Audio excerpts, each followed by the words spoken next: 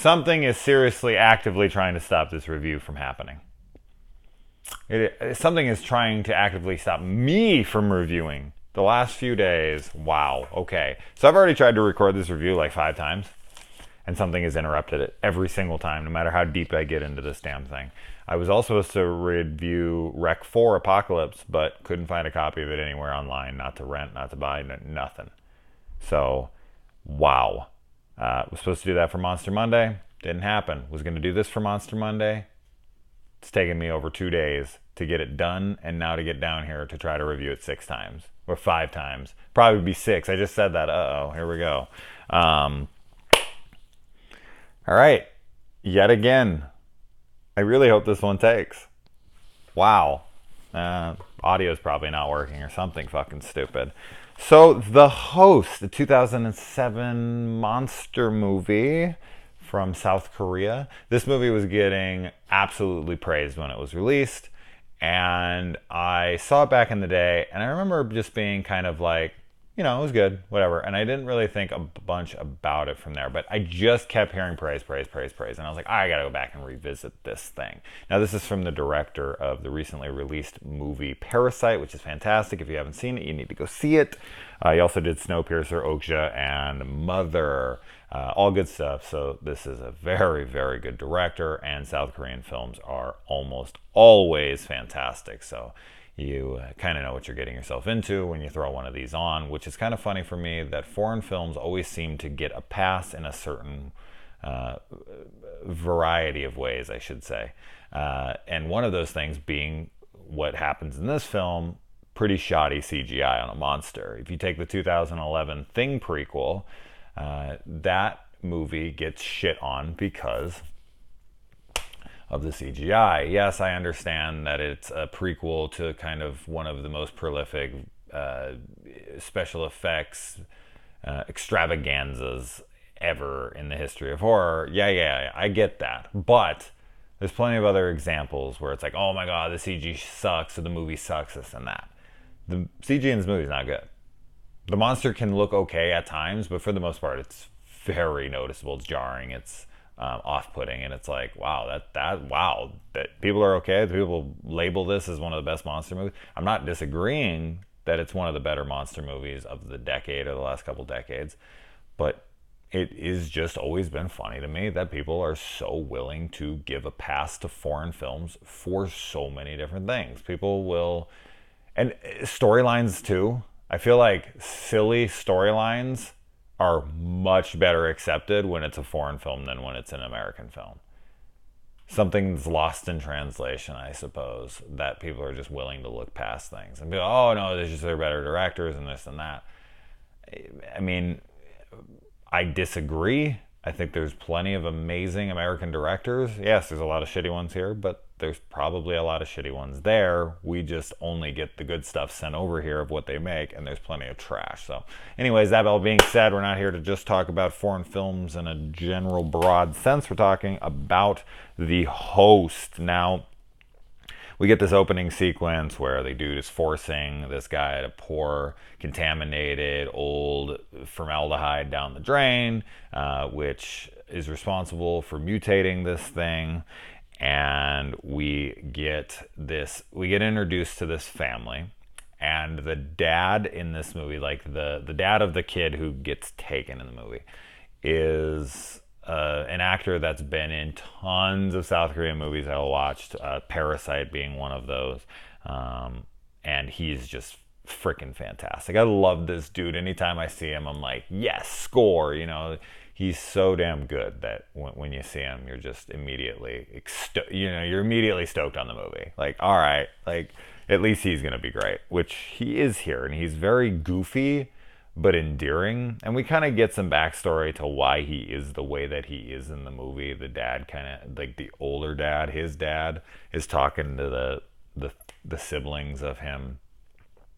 and just kind of laying down the reasoning of like he was essentially like they have a word for it. I can't remember what it is. They say it in the movie. It's a traditional thing where people go around and they take food from other people. Some word I do not remember, but essentially he's like a scavenger. It's like a homeless person. He's going out and he's just kind of eating freaking food out of trash cans. He's not actually eating them out of trash cans. He's taking from people, but because of that, he has a malnutrition thing, and that makes him very sleepy and whatnot. And it does kind of add to his character and makes him more, I wouldn't say relatable because I don't have really those issues, but I mean, I was homeless for a good amount of time, so I guess I could relate to him in that way. And but he's just very endearing throughout the movie. And this family, one thing that a lot of foreign films do is they really kind of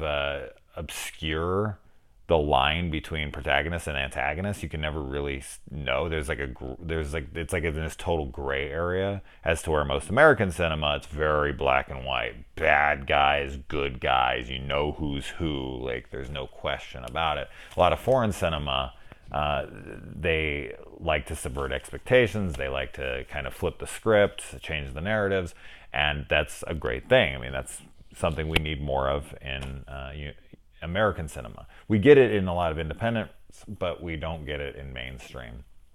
And with this one, there is much more of a very black and white. The family is mostly good, and the monster bad. Monster bad, family good. But throughout this film, you really do kind of enjoy your time with this family, as nutty as they are. Another thing that this movie does that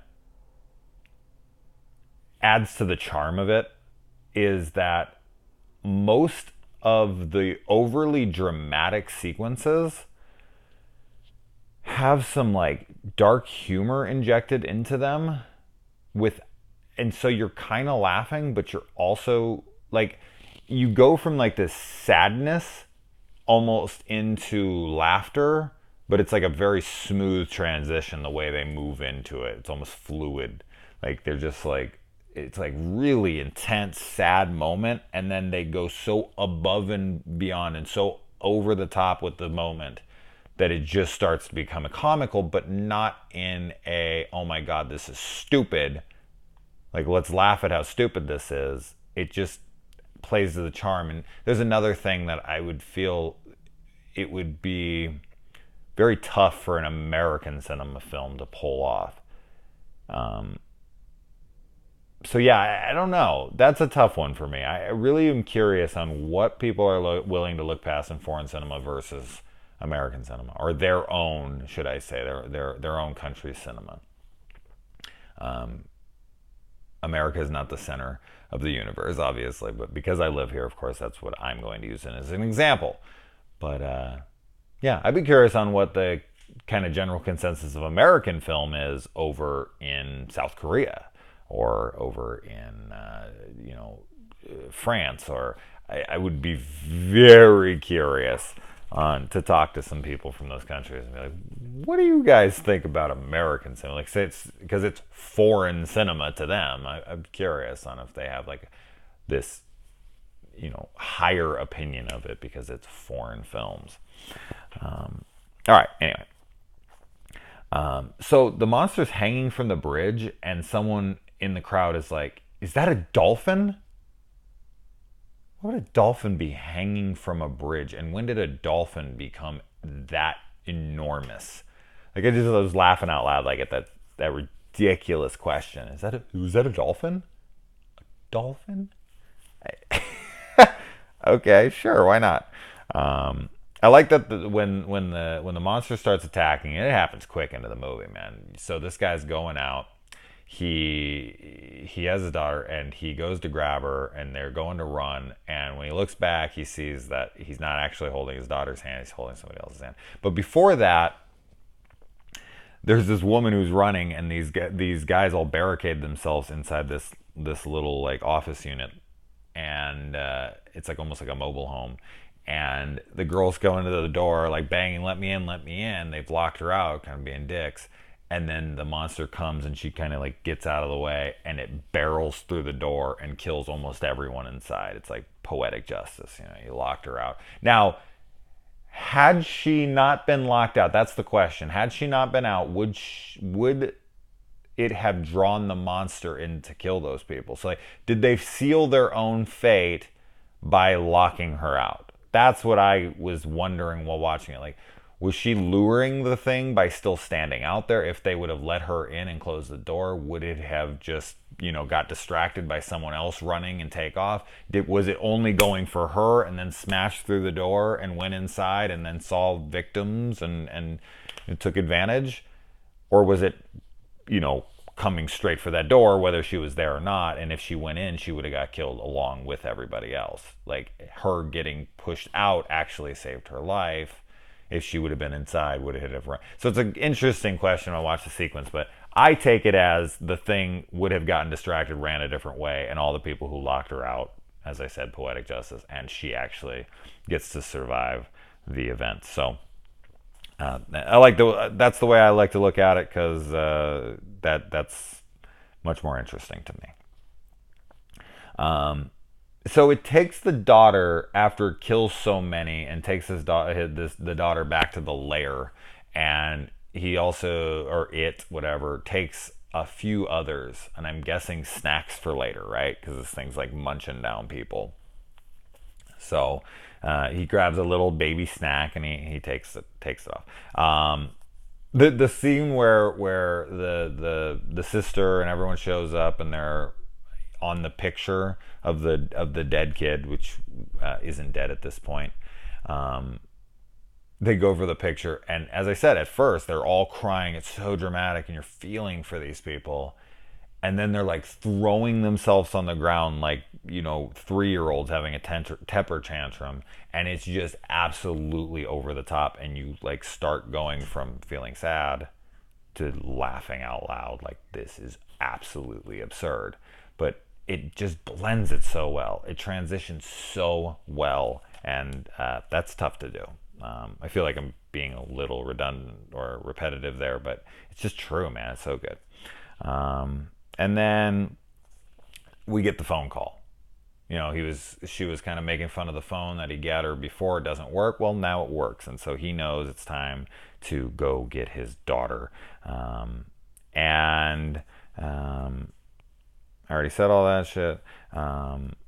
And they go there with guns. They get everything situated, and they blast this thing just with an onslaught of ammunition. This thing should be getting wrecked by these bullets, but it seems to have some seriously super thick skin that it can't be taken down by conventional weapons.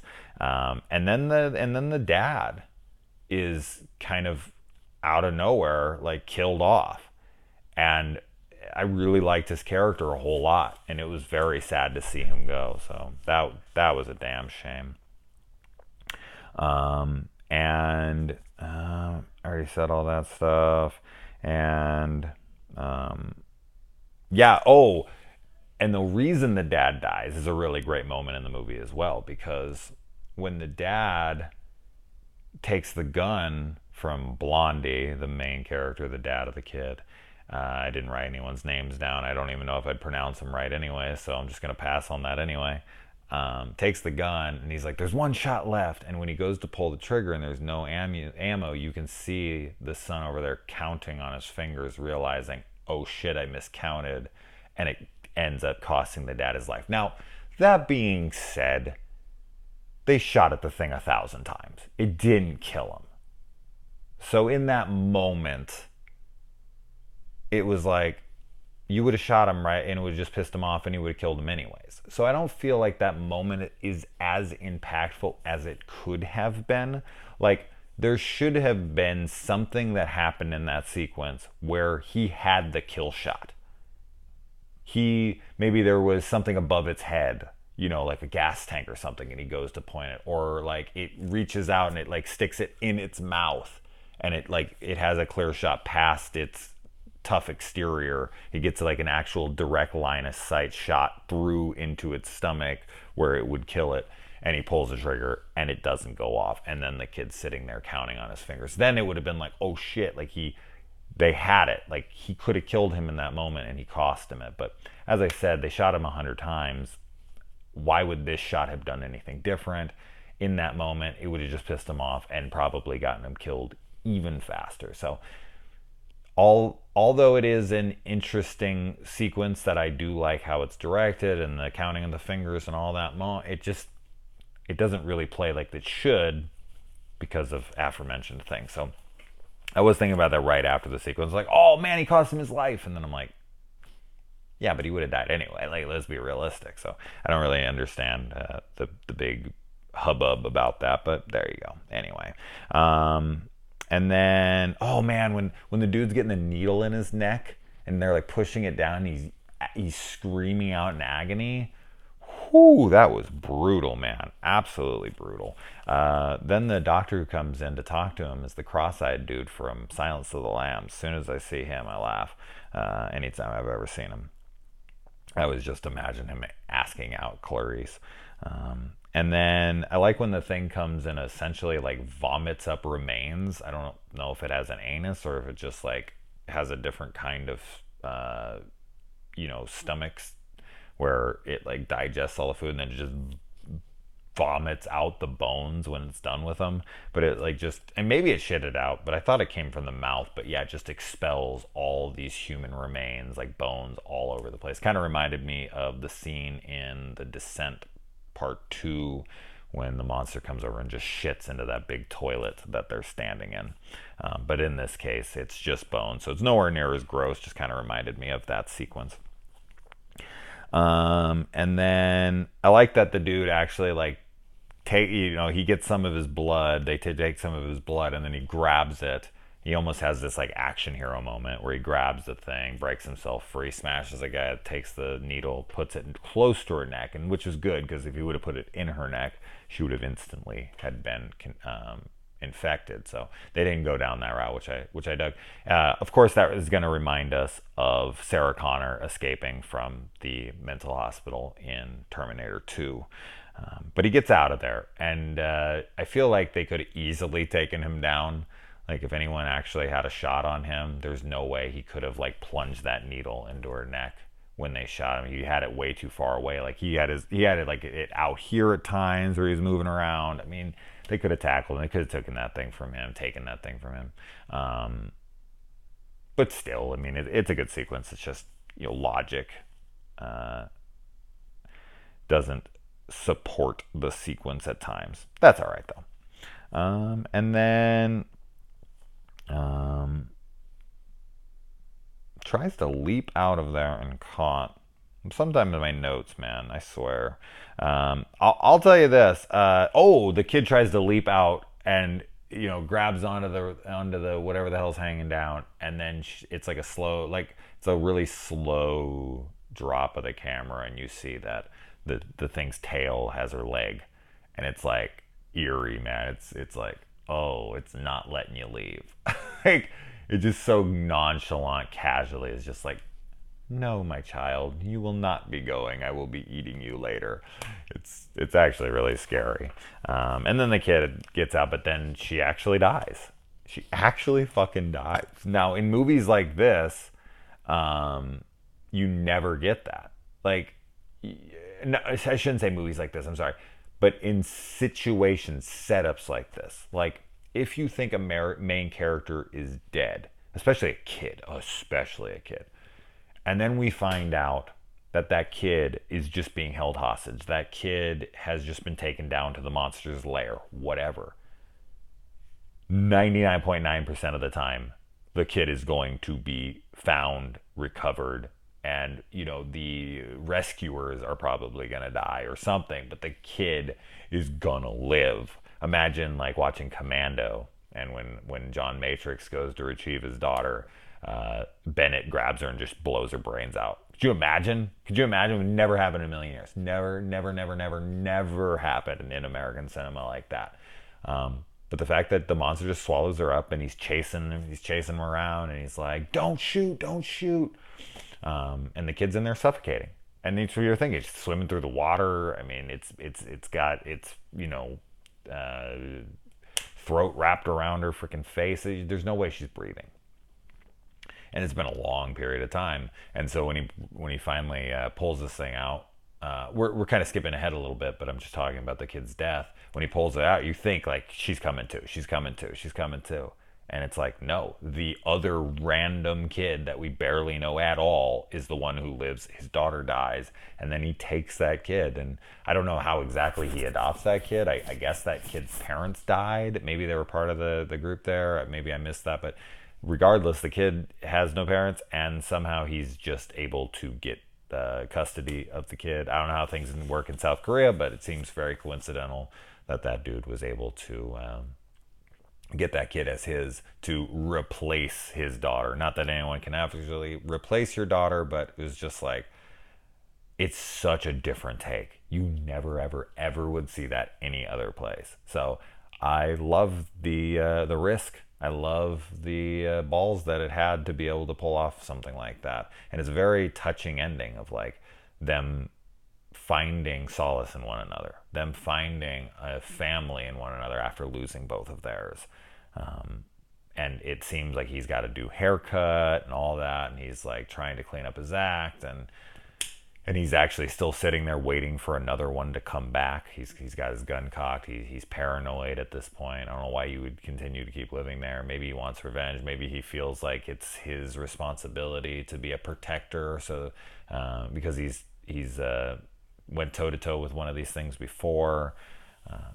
But yeah, it's a very sweet ending. But before that, the whole family taking on the monster in their variety of ways. You know, the main character guy grabs a pole and he's like beating the thing, and then the other brother is taking Molotov cocktails, throwing them, and then there's just this like homeless guy who grabs a can of gas and he pours it on top of the thing, and the guy goes to throw the Molotov cocktail, but he does that thing where you're gonna like pretend to throw something to your kid and then you like let it slip out from behind you and it falls behind you.